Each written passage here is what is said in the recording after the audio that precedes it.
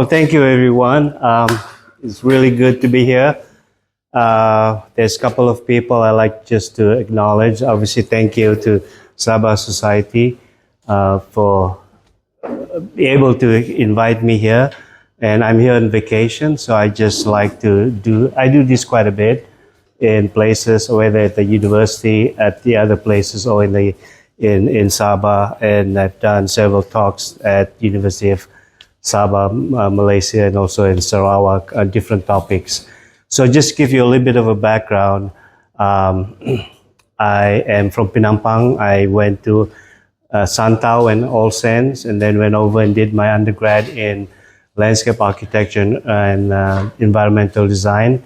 And then also did my urban design and urban planning master's program at the University of Washington. And I've done probably about 30 years of experience in basically building meaningful places and connecting communities. So that's kind of my tagline. And so I'm really excited to be here. There's a couple of things I like to share, invite. So that's my brief introduction. So I've prepared an agenda today. We're going to talk about what is economic development. As I mentioned earlier, economic development, just like in the States, if I ask 10 people, I get 10 different answers. And I bet you if I ask you all, I will get 10 different answers what is economic development. And then we're going to talk about how other countries adapt, okay? And then how are we doing here in terms of our in economic development? What can we do to adapt? And then we're going to touch on case study, just a case study project. And then after that, we'll go into question and answers.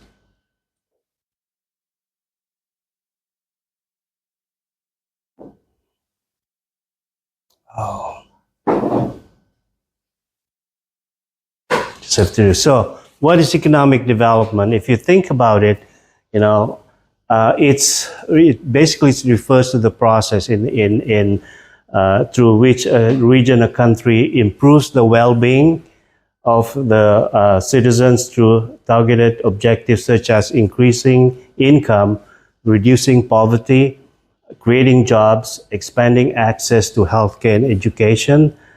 And then it indicates a transformation from a low-income country or economy to a modern industrial economy involving qualitative and quantitative improvement. So that is the basic kind of what is economic development. So it's a lot to really understand that. Now, if we go further down, in order to have economic development, there are key components that one has to, or a community or country has to look at. Number one, the infrastructure development, right? Building or improving physical and organizational structure, such as roads, rails, to support economic activities. And I'm going to have a couple of examples on that. So that's one of the components of basically its infrastructure development within to move goods and services. The second thing is human capital development, right? Investing in education and healthcare, enhancing productivity and innovation. So keep that in mind as we move towards this presentation. Number three is market access, creating opportunities for local business to access international markets. Entrepreneurial and innovation, encouraging new business formations and the development of innovative products and services. And the last one is institutional reforms, implementing legal and regulatory changes to create a more conducive environment for economic activities. The reason why I purposely read that is because I want to hone in on those components so we know what those are. I typically don't read this word for word, but because this is such an important element, it has to be drilled down to the audience and said, hey, let's look at this in more environment that we're all familiar with. So how does other countries adapt? If you think about USA, they're about over 200 years old, started with agricultural, and then they move on to manufacturing, and then now computers, and then obviously the next one is biotech and things of that nature. They move on to different things.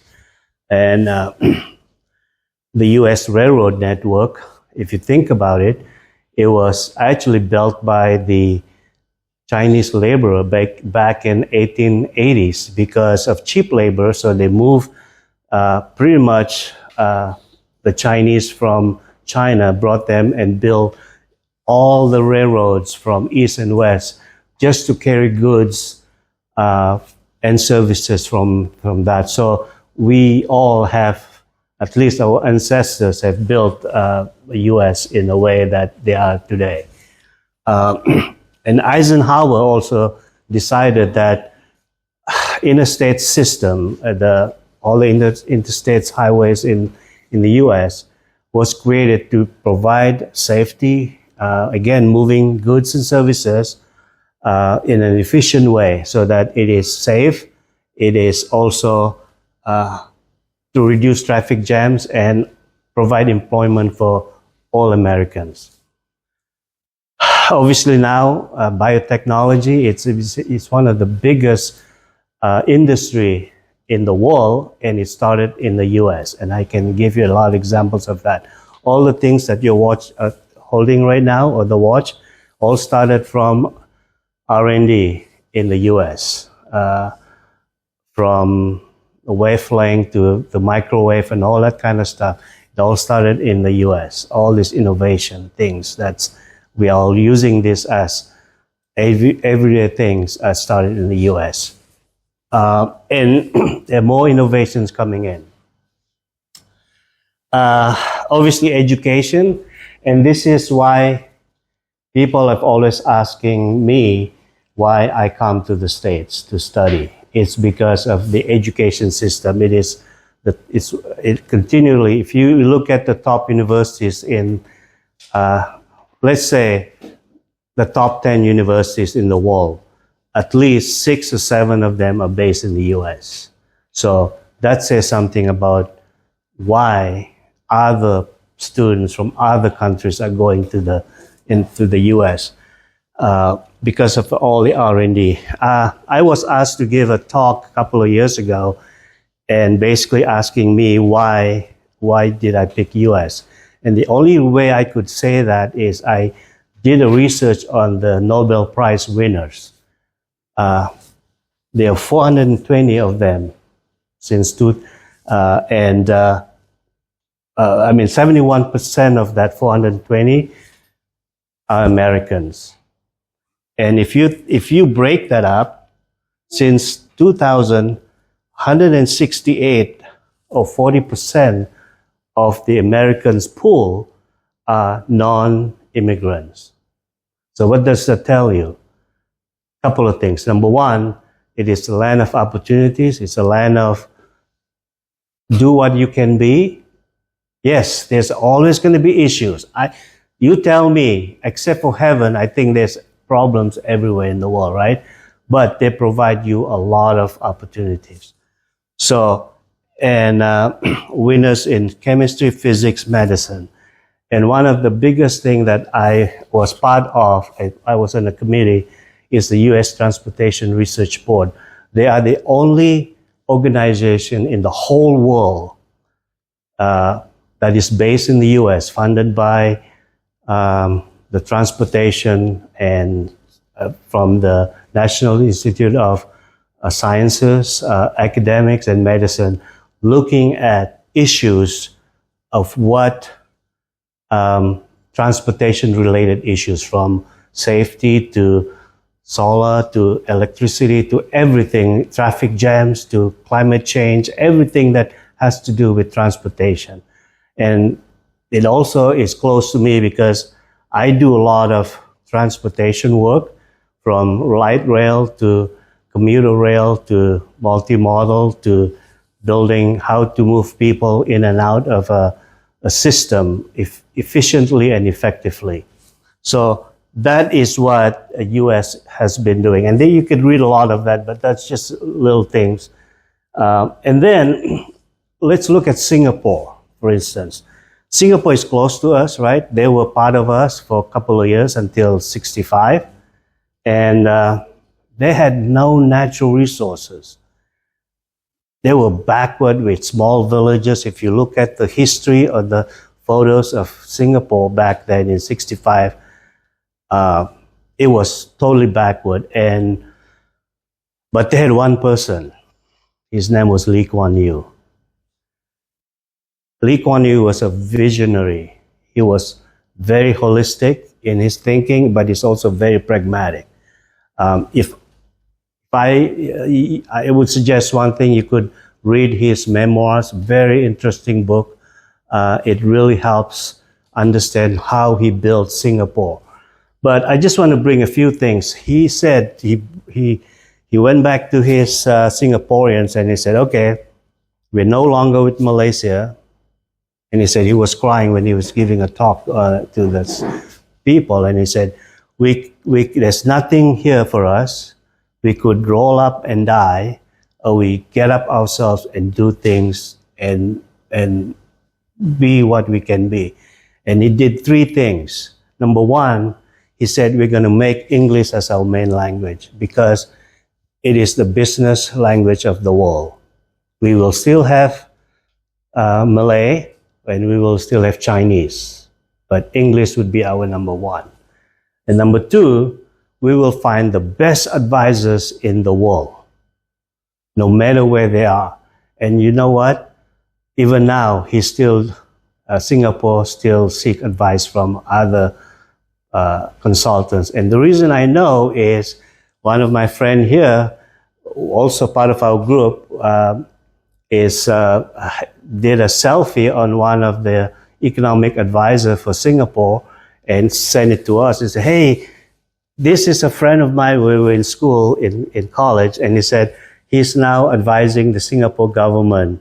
And this person of mine, Icha Law, and he knows this, he's the dean of, not him, but he's the dean of one of the Singapore university.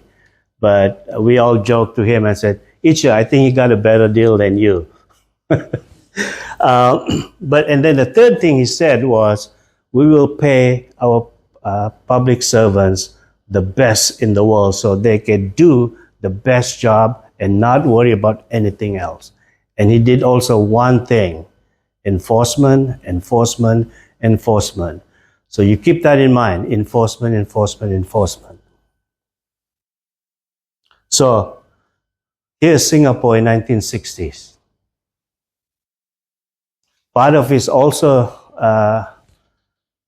idea is to say, we're going to make, a vision is to make Singapore green. That was in 1960. And this is Bishan. I used to live in Singapore and work there for a while, but this is what he's doing. Singapore is so small, but yet they have all this greenery around them. And this is in the middle of the city. And you don't feel like you're part of, you're out in the woods there. And almost half of Singapore is now green space, from the buildings to the ground level, even to what's going on underneath that. So remember, economic development, part of that is vision, all the things that he was talking about, and good roads, green roofs, the regulations and things that he's implementing. Because of the folks that he put in place, they pay him well. The government pays them well. They can come up with all of these ideas, vision from. So Vietnam, probably closer to us because Vietnam, We all know about the Vietnam War. They were decimated. They're still trying to collect some of the bombs that are not been exploded, right? They are war-torn countries. VinFast is an electric vehicle. They have built the largest manufacturing plant in North America. It's in North Carolina, in Greensboro, North Carolina. That's the capital for supplying all the electric cars in Europe and America. So they have done that. And they're building more in India, Indonesia, and they're pivoting themselves also to Asia. They're also building railroads. They're now having 2,600 kilometers extension of their railroads. And keep that in mind, railroads, because that's going to haunt each of us here. Like I said, the VinFast is the largest plant in North Carolina. I've seen that because I've worked in North Carolina in Greensboro too. So I see the amazing, and then the plant is next to Toyota battery production, electric battery production. So it's kind of a very much more of a cooperative way of getting those things done. Okay, what are the common threads of all these three countries? Number one is leadership. Is visionary. If you think about U.S., you think about the president, you think about Lee Kuan Yew, and you think about Vietnam. Vietnam is a communist country, and yet they still have visionary leaders. It's all from the government, from the universities, and from infrastructure. Second thing is they're not content, they're not being complacent, and this is what is happening to us here. In layperson's term, in Sabah terms, the complacency is the tidak apa attitude. That is the worst thing that ever happened. Tidak apa, batu, tidak apa. Guess what? Singapore and Vietnam, they just switched that to, instead of tidak apa, it's apa tidak. All of a sudden, it changes the mindset. So see, little things like that can really change the whole generation of thinkers. So like I said, they're not content. They're very historic thinkers, very pragmatic. They're movers and shakers. And also, they're very humble. They seek advice. They know their limitations. We all have limitations. I always say I'm not the greatest. I'm just here to provide some information. My son is laughing because we always joke about economic discussion. And anyway, so, but be humble, you know. Like I said, Lee Kuan Yew, even now he's gone, his government still seeks advice from other consultants because there's always new things coming up. We need to constantly adapt. Otherwise, we'll be left behind. Okay, so the last thing is vision.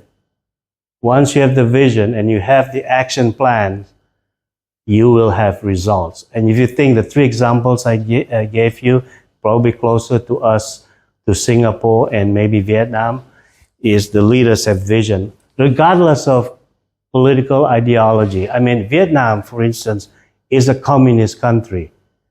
Think about that. And they could still leapfrog us. It's because of vision, action equals results. If you don't have action, if you just have vision, it's not going to work. If you're looking for results, if you don't have vision, if you don't have action, it's not going to work. Think of it as a three-legged stool, right? Economic development sits on it. But if one of the leg is broken, I don't care what economic development you have, it's going to fall. So how are we doing? Right? I didn't write this down, but I picked from a newspaper. You could look at that. April 11 this year. Right there. It's landscape scarred, ecosystem disrupted, and climate altered. Mountain is butchered. That's just one. Here's another one. Roger Chin. Our tourism, our golden egg, stuck on repeat. Failed to capture the true essence of Sabah diverse offerings. We have been complacent. And you could read that. That's kind of scary here. You know, I was talking to, yesterday we were having a tour to the mountains, and I always like to talk to the locals. And they said the same thing. He said, we have the backpackers. We don't seem to know how to get out of that mold. We are doing the same thing over and over again. And I said, you know what? When I was doing a project here 20 years ago, we did a market study. It said the same thing that what they're saying right now, 20 years later. So we have been complacent. And the recent one, this really hurts me. I tell you why. The herb, right, from the minister just announced maybe early this year that it is, Vietnam is already leapfrogging us because they have developed through R&D this Katum herbal.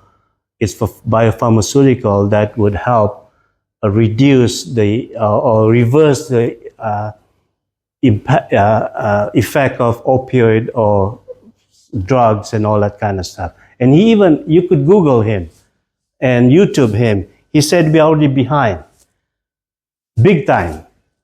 In acquiring patents and research, other countries are ahead of us.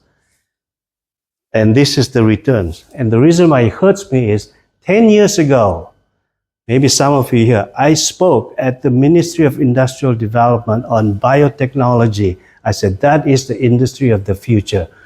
Our rainforest here, I said, is a gold mine. Nobody listens to me. Guess what's happening 10 years later? This one. Again, adapt or be left behind. How's our roads? You just have to read that. Poor road conditions. I mean, I drove Pan Borneo to Papar and I just couldn't believe. No wonder there's foreign investors said, forget this, I'm not coming here. That's just the roads. We're not even talking about power and water. And we haven't even talked about quality of life. We're not even talking about enforcement. The list goes on. Right there. Why Sabah roads challenges linger. This you could see, it's in our face, right there, day in and day out. Yet, what are we doing? Right? So, for my own sake, I went to the standard specification for roadway, JKR, federal. I review it, because I do this work also. I do construction documents, I write specifications for projects that I do. And it's actually pretty good. It's there. And then I said, okay, let's look at what North Carolina's doing. Compare those. They're about the same. I mean, yeah, you have to localize it to Sabah's condition, but there's pretty much the details, all the things are there.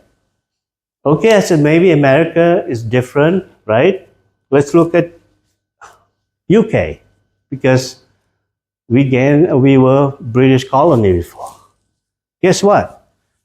They have the same thing. Yeah, you could localize. So what happened? Why is there is enforcement? We even have road conference every year. And this one was in KL a year ago. The funny thing is, driving innovations for better roads. That's the theme. Driving innovations for better roads. And here's the Transportation Research Board annual meeting. They have it every year in January. And I've been doing this. I was on a committee for 6 years. We reviewed technical papers from all over the world for the particular committee that I was in. And it's a very exciting. You learn new things. You learn about innovation. You different detailing, different materials for road building. It's incredible. I mean, I'm just like, I wish I'm 20 years younger because I see all this technology, all these improvements, all these cars. Like, if you have electric cars, you got to think about at what point you need to service them. Otherwise, forget about electric cars. If you don't have a way to charge your cars, you are dead. Pretty much dead, literally. And so TRB is a leading organization in all over the world. There are about 11 to 12,000 people would go. That's why they only do it in DC because that's the only place that can handle the hotels and the conferences that has that and we exchange a lot of ideas. And I'm seeing a lot more Chinese professionals attending, Singaporeans. I've never seen Malaysians, universities, none. Because what I do is we get the attendees.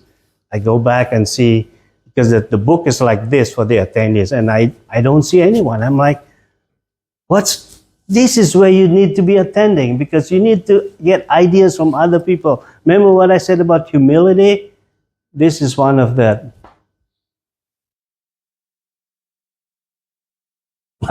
Let's go back to power. Blackouts. The worst thing that foreign investors hate is power, lack of power. If you don't have any power, you might as well close shop and orang bilang gulung tikar and leave.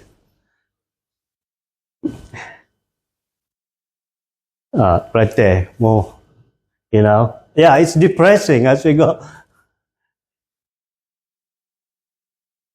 Yeah, it's very depressing. We haven't even gotten to flooding. And this is the other one. I gave a talk a couple of years ago at University of Sabah, and I mentioned about Sponge City, and I gave them an example because they were telling me, oh, the rainfall has been really bad. So I tracked the historical rainfall for Sabah since they kept records. It's pretty much the same. It goes a bit like this. I said, don't blame the rain. Plus, we're in a tropical area. I said, look at your environment is. We have pretty much done to ourselves, pave everything, do what we can to get the ever mighty dollar or ringgit. I'm all for economic development, believe me. But doing it rightly will be sustainable in the long run. So that one, you probably can tell where that is. Same thing with this one. Yeah.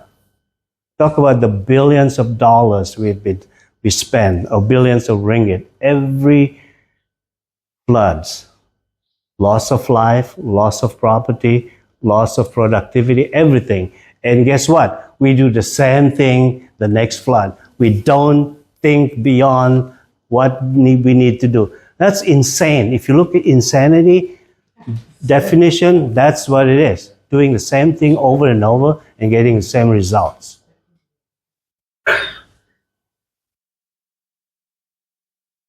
So what can, and I say must do to adapt? Number one, we need to rethink our social, environmental, and financial performance, or I call it the people, place, or planet, and profit. To really engage the sustainable economic development, you cannot get fast buck and forget about the rest, because the fast buck can beat you right back and really hurt you. We all learned about the triple bottom line. That was back in, I think, the 70s. You really, any organization, when you deal, whether you're running a business, coffee shop, accounting firm, or running a country, you need to think of this as three elements: environment, economy, and society, in order to get the sustainable development. If you just think about the society and you forget about those two, that's unsustainable. You forget about having it, a couple. So all those three must work together. That is the environment, society, and economy. And that's what we call the triple bottom line approach to any problem solution. In my design work, I always look at, does it work in this, the three elements of triple bottom line.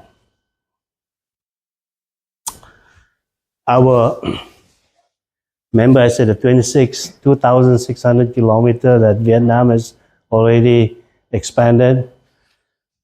Thanks to the British, they built our railroads right here, right?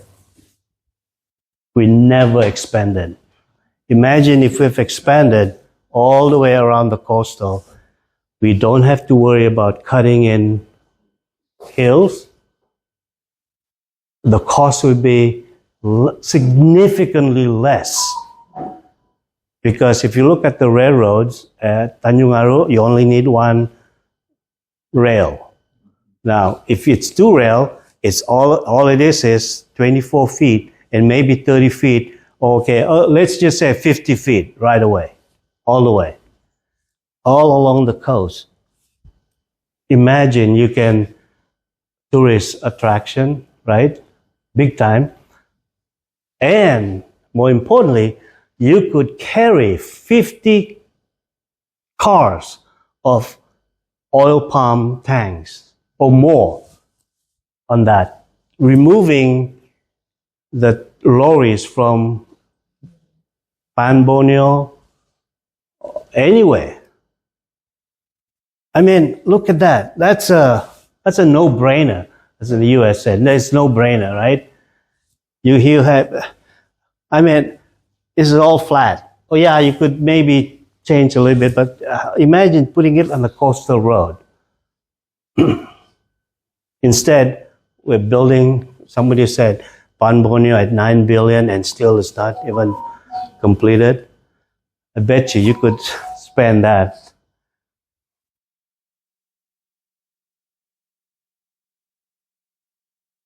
Flood study and stormwater management. By the way, I typically work with engineers to trying to understand flood mitigation and how we could make, like I said, meaningful place and connecting communities. We looked at from the zoning laws, changing rules and regulations, and taking over properties and converting them into sponge cities. So this is an example of some of the things we do. We do GIS and AI to really understand the flow of rainfall and see where it goes. And this is not rocket science. The information is here. You get AI now. You have GIS. You can get the contour maps, and you just need to understand water flows down. That's it, right? If you're in a low place, too bad. It's going to be flooded. So We map those out and see what are the sensitive areas, avoid for development. Or if we do need development, we need to have a, a plan B. Here's another one. This is the river, and just really understand if it over the swell from the rain, what happens. And this is, we almost can predict what is going to happen before it comes. And we use GIS and AI on doing that. So, like I said, hydrological modeling, water quality assessment. This is obviously very, very big. Water quality, I mean, it's not so much of the quantity, right? It's the quality of the water, just like we discussed earlier, part of that economic development. If it's terrible water, it's not good. And then we look at conceptual design. So what if certain happens? What if economic certain areas is flooded? What can we do to other areas? Can we increase the development or urban development and things like that? And what can we do to the existing facilities? And another one is just a modeling of that, because effective risk assessment can really help improve the resilience of communities from natural hazards. Like I said, we can almost predict or at least minimize the impact of the natural disasters, especially flooding, because with the meteorological, you know when the rain is coming, so you have those measures in place. The other big one is the land use zoning. Florida is ditching palm trees to fight climate crisis. And other countries are doing that too. You know why? Because single palm tree removes about 2 kg of carbon dioxide a year. A single shade tree removes 10 kg a year. So you have to spend 5 to get 1. That sort of kind of. So what have we done? Well, how's our open space? This is the other one that really close to heart because I'm a landscape architect. Our laws, and I don't know whether it has changed or not, but development says a developer has to set aside 10% open space. But it never mentioned who's going to maintain it, what's the quality of that. It's just the quantity. Oh, I set aside 10%, that's good. And this is what, and this is what you see. This is right at Fosang. Fence in, nobody wants to be, this is just for viewing only, unfortunately. I mean, look at all, you know those places. So we have put good policy, but wrong assessment, wrong implementation. Our enforcement is terrible. So what we have is all these small little places that are not connected, that have become an eyesore. It's a very easy task to do that is sell those properties back to the developers, take the money and buy bigger properties. And now you could build parks, you could build a lot more things than just 10 little things. It's like the bamboo. We always in school, I said, if you can break one bamboo stick, but if you put 10 of them together, you can never break them. It's the same concept. So this is what's happening to our open space. No value at all. Nothing. Not even shaded trees. You cannot even access it. So that has to change. The first thing needs to go to look at is this.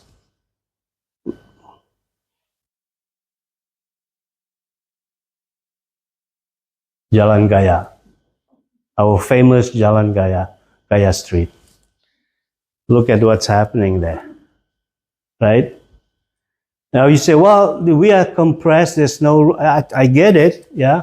But again, trying to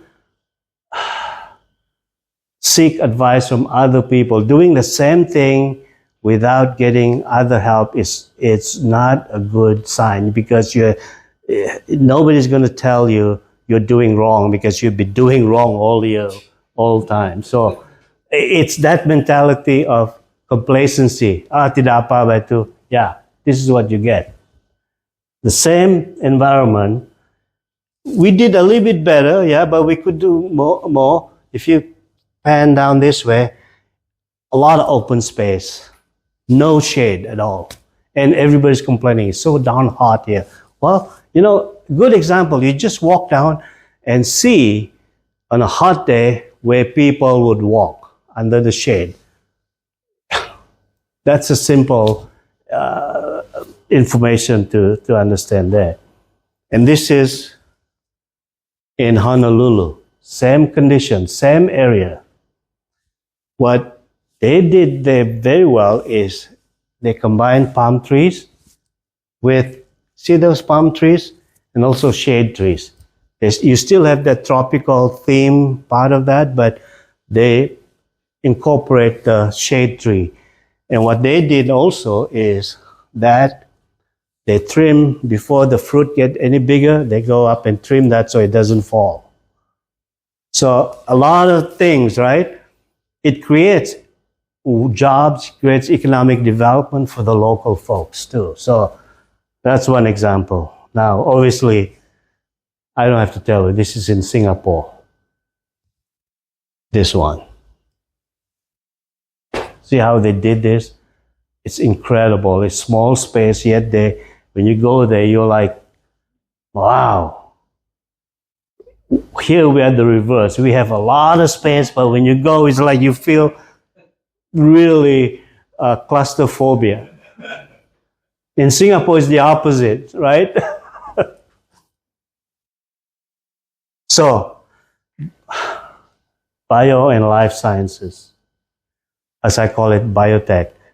To me, that's the industry of the future. You're already seeing it. Solar energy, they're building new things.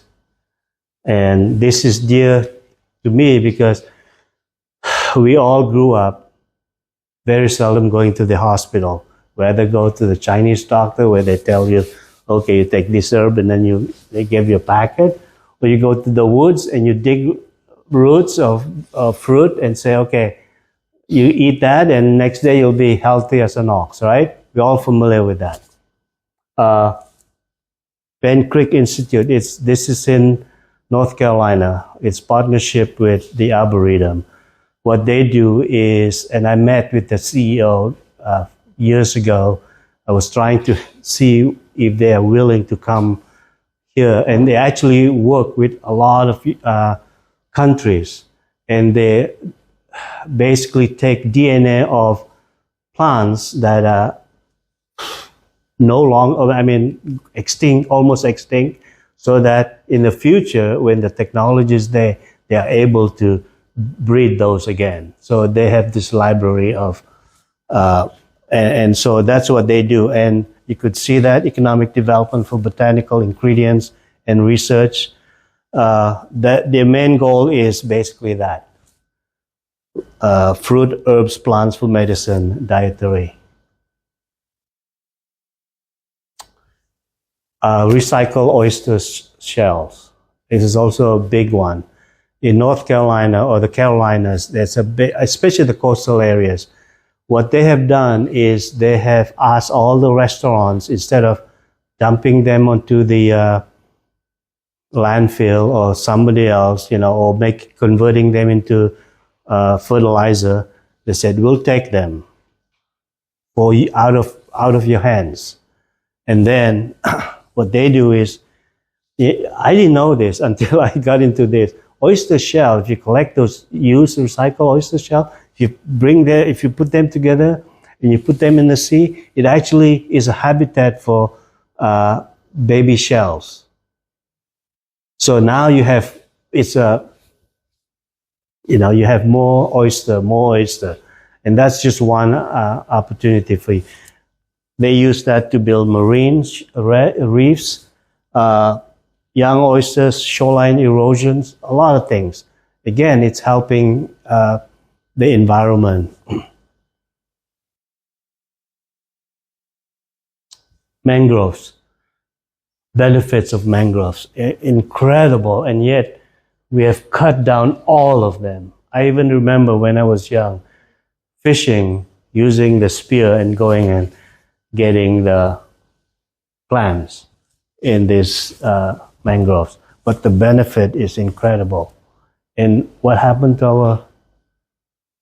No, I don't have to tell you. You probably know the answer to our superfoods.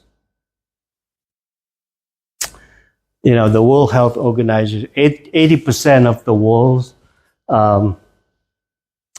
medicine, herbal medicine is primary care, and over the last decades, drugs, they go back to the herbal and really understand the chemistry, the physiology and of these plants, and see how they could emulate that and develop synthetic drugs for that. Katum herb is one of them that our minister is trying to now being on the bandwagon. Unfortunately, the bus has left the station long time ago. So now we're using a wagon. So, acai, this is a superfood. It's from Brazil. And that one, they made that into superfood. It provides a lot of benefits. That one in the US, just 1 liter is about $10. Obviously, that cocoa from Vietnam and Philippines, that's the organic electrolytes. A lot of athletes use this as part of doing their sports events and so on and so forth. What do we do? What are we doing with our... Not to say that we want to emulate that. We got tons. Our rainforest is a lab for us, for our government to look at. In a hospital right now, 25% of the drugs and 60% are from herbal, organic herbal. We almost think of going back to how we grew up, using the medicine. So there's a lot of opportunities there. And you could, if you want more information, you can go to the Federal Drug Administration or the National Institute of Health, or you could Google any medical journals. You could find a lot of that information. So I call it the superfood, rainforest superfood. Yeah, we're all familiar with this, right? Tarap. Guess what? It's a removal of coloring agent from wastewater, cadmium and copper. I didn't know that until I know it's very beneficial, but I didn't know what the properties, the real benefits are. But that's right there. Soursop. I grew up eating both of these. Maybe that's why I'm still young. But you see all this, the benefits are incredible, right? We haven't even, I don't know whether we've done, our university, I don't know whether they've done any research on that. It's up in the air. And there are tons and tons and tons of fruits. Like I said, our rainforest is the green gold. And there are some trying to, dig and destroy that. If we are not, you just look at mammoth. the decimation of that environment over there from copper mining. They are still struggling. I don't know. It's probably not. You can probably kiss that goodbye, that environment, for any production of food. Yep, rainforest superfood. Herbal medicine. Remember this? We call it gagabang. Yeah, right there. I remember eating this when we were young. My mom always said, "Hey, if you don't feel good, they just give you, few of that." I didn't know that there is a white version of that, and it grows wild in Sabah. Yeah, we call it gagabang, and here's the benefits.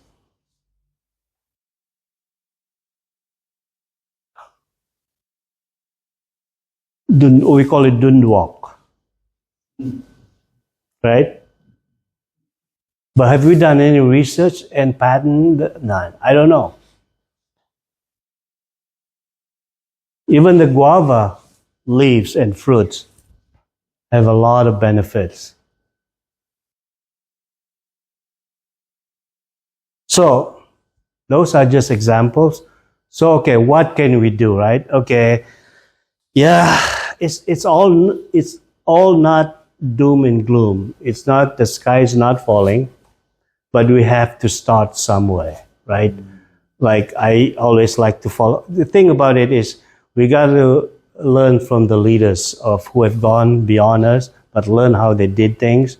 And at least one of the person I always like to read, understand is Lee Kuan Yew.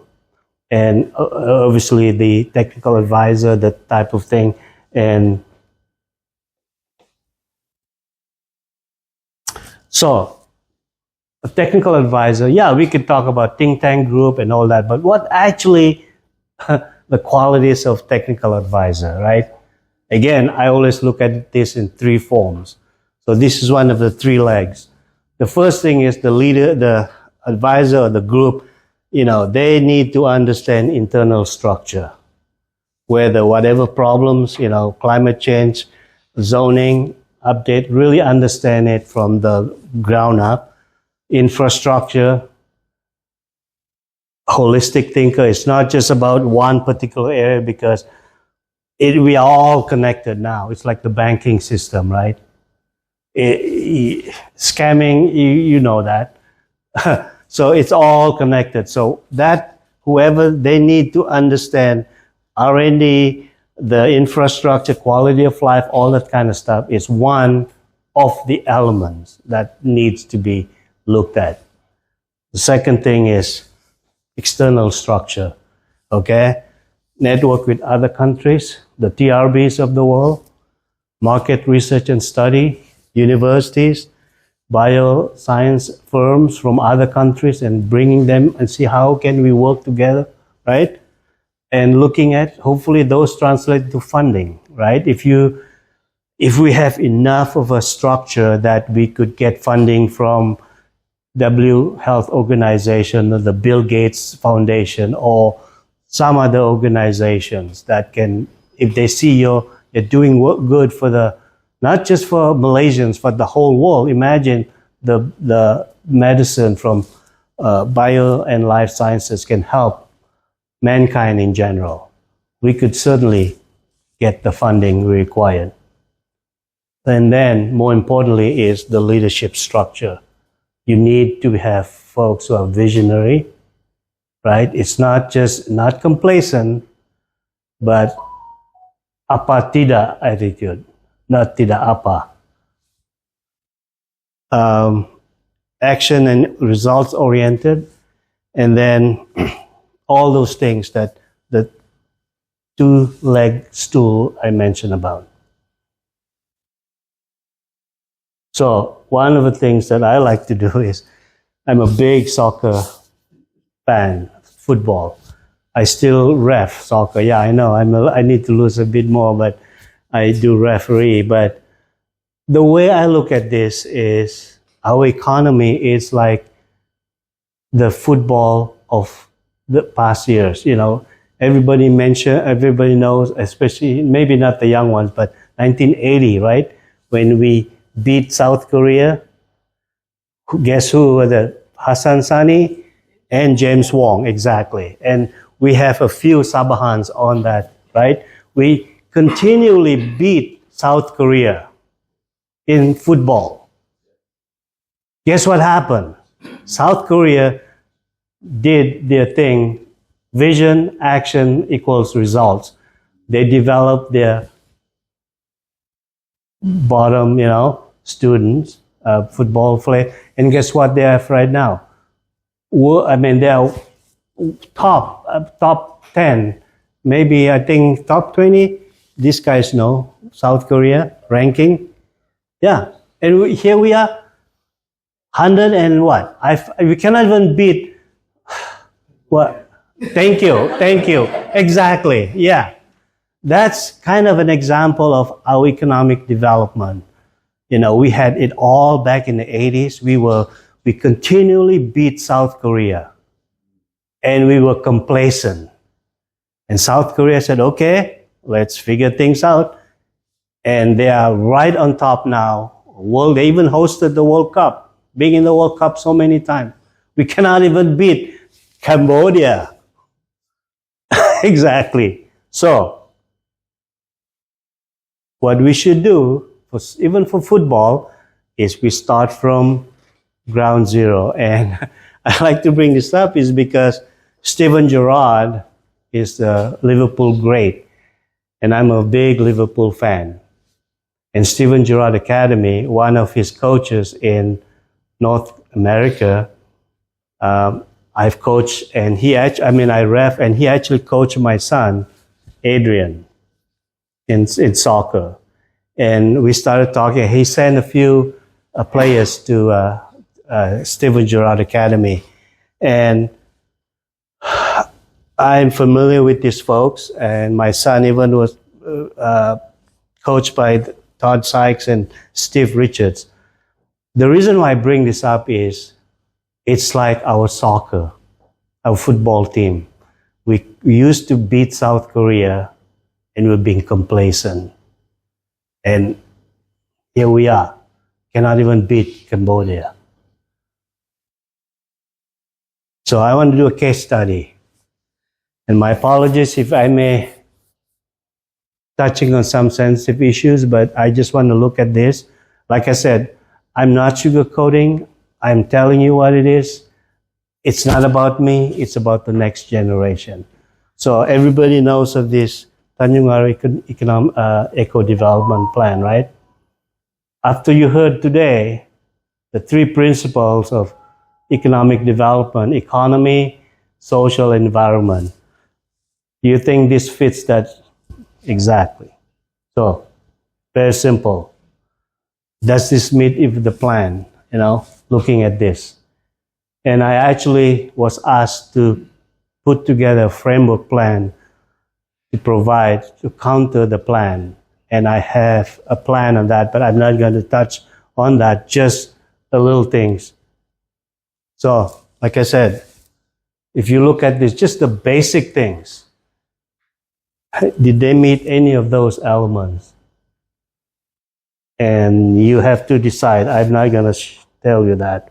But what I did is, okay, let's look at the guiding principle. If we were to counter the plan, right? Very simple. I just developed 5 principles, and that's how I design my project.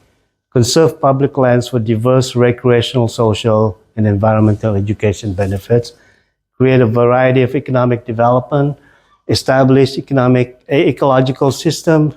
Investigate mixed-use development opportunities within Tanjung Aru district. It's not just the beach, but it's the district. Embrace and implement tropical rainforest values. So, and this is my zero budget, 1 hour, well, not 1 hour, but trying to figure out. Very simple, okay? The F I guess this one I'm going to use this. The F is what the Shangri-La, just to give you an idea. This is the airport, obviously. Tanjung Aru sits right here. And you see this Shangri-La Golf Club, Padana Park, Tanjung Aru Plaza, and Sutra Harbor is J. So I have maybe a series, a dozen or plus slides, and then a discussion. But what I was looking at is going to the principles and say, okay, let's look at this. Is that Pitagas River or Putatan River? Pitagas River. What can we do to improve this, right? And then let's look at just the greenways, the trails. There might be a possibility to do an urban trail that connects in all the way. A coastal greenway, all the way out, and possibly connecting to this way. And imagine, we recently have the marathon, international marathon, right? Imagine if we have that going through this beach and all of that, and or even you could say Greenway Marathon. Boom, right there. A is the development. I have a series of that, but I'm just giving you some of the ideas of what. B is potential development. C is right there what the current area that the food stalls are. D is Tanjung Aru. I'm proposing that to be a historic town because, again, part of the thing is people come to see the history of an area, not so much of where can I buy stuff, right? They don't want to, things have changed for other industries. So I've tourists, but they're looking at that. And then E is the water village. We want to make that into a water village. Really, again, that's part of our culture. That's part of who we are. Why don't we embrace that, but develop it into such a tourist attraction? And you even have maybe a hotel that is on the waterfront. I mean, on the water itself. There are tons of things you can do. Design is, once you go through a design school, you can design anything, but the process is the one that changes every single project. So in summary, vision plus action equal results. That is like very simple thing. If you have a vision, you have to implement, you have to have action plans to reach the results. Complacency is the enemy of progress. That Tidapa attitude has to go. Otherwise, I could say something, but I'm not. I'm on record here, so. And one of the things that I like to do, and my kids enjoy this, is as I get older, I read those Confucius Analects, because those are things that are incredible. I mean, the Chinese philosophers, the Sun Tzu, the Art of War, even the business school in the US used that as one of their textbooks. I Ching, and all this type of philosophers, it's a good to just read that. But Confucius is probably the best, at least for me, close to my heart. It says, when it is obvious that the goals cannot be reached, don't adjust the goals, adjust the action plan. So that's Confucius. You don't change your vision, you just change your action. Figure out what it is.